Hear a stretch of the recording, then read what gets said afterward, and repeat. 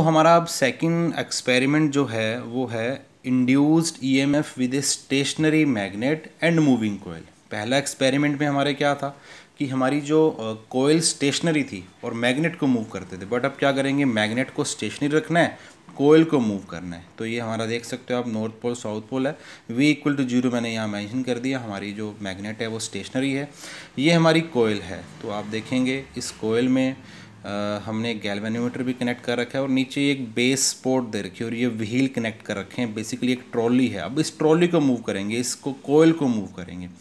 तो हम देखेंगे कि जैसे ही हमने कोयल को नज़दीक लेके गए, दूर लेके गए, तो गैल्वेनोमीटर में रीडिंग शो हुई।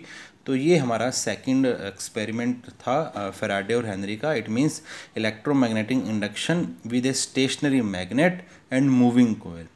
Faster the relative motion between the magnet and the coil, greater is the rate of change of magnetic flux। जितना हम फास्ट करेंगे, मूव करवाएंगे, तो उतना ज़्यादा मैग्नेटिक फ्लक्स जो लिंक है वो ज़्यादा होगा चेंज।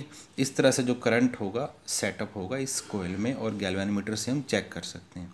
थर्ड एक्सपेरिमेंट हमारा है induced EMF by varying current in the neighbouring कोयल।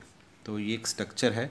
सबसे पहले मैं आपको डायग्राम एक्सप्लेन करता हूँ। ये हमारा एक सिलेंड्रिकल स्पोर्ट है, ठीक है, ये आप देख सकते हैं सिलेंड्रिकल स्पोर्ट। उसमें मैंने 2 कोयल इंसर्ट कर रखी हैं। ये हमारी एक पी कोयल है ना, नंबर ऑफ टर्न्स, और ये एस है। पी को मैंने यहाँ पे प्राइमरी कोयल लिया, एस को मैंने सेकेंडरी कोयल लिया। सेकेंडरी कोयल को मैंने सिर्फ गैल्वेनोमीटर से कनेक्ट कर रखा है, प्राइमरी कोयल को मैंने बैटरी से कनेक्ट कर रखा है, स्विच से कनेक्ट कर रखा है, और ये हमारा है रियोस्टेट। रियोस्टेट स्टैंड्स फॉर एक तरह से वेरिएबल रेजिस्टेंस, यानी कि रेजिस्टेंस की वैल्यू को हम चेंज कर सकते हैं, जिससे कि सर्किट में जो करंट है वो चेंज हो जाएगा। तो आपको मैं बताऊं कि इसमें एक्सपेरिमेंट में है क्या। बेसिकली जैसे ही हमने स्विच ऑन करा, तो जैसे ही इसमें करंट फ्लो करेगा, इस प्राइमरी कोयल में करंट फ्लो करेगा, तो ऑब्वियसली जब स्टार्टिंग में 0 वैल्यू थी, जैसे करंट 0 था, जैसे ही स्विच ऑन करा करंट एकदम से राइज़ करा। तो करंट एकदम से राइज़ करा, इट मीन्स करंट ने 0 से लेके जो अपर जो एक टॉप स्टेडी वैल्यू है वहाँ तक पहुँचा।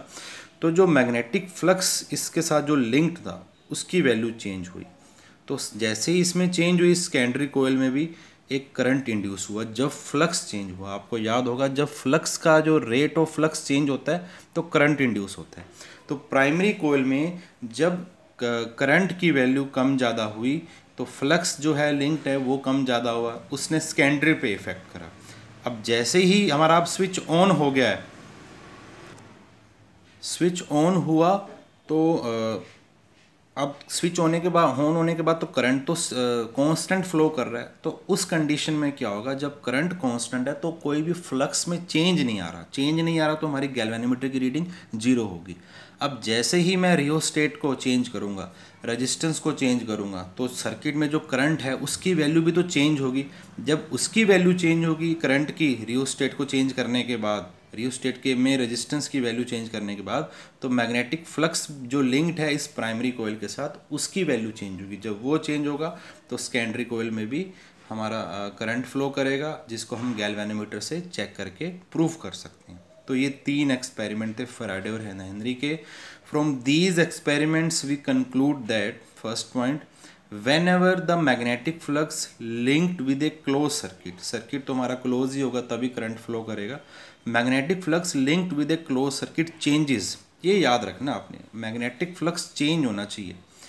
एन इंड्यूस्ड ईएमएफ और induce current is set up in it, यानी कि उस सर्किट में से सर्किट में इंड्यूस्ड ईएमएफ इंड्यूस होती है या करंट इंड्यूस हो रहा है जब मैग्नेटिक फ्लक्स चेंज होगा। चेंजेस वर्ड याद रखना आपने।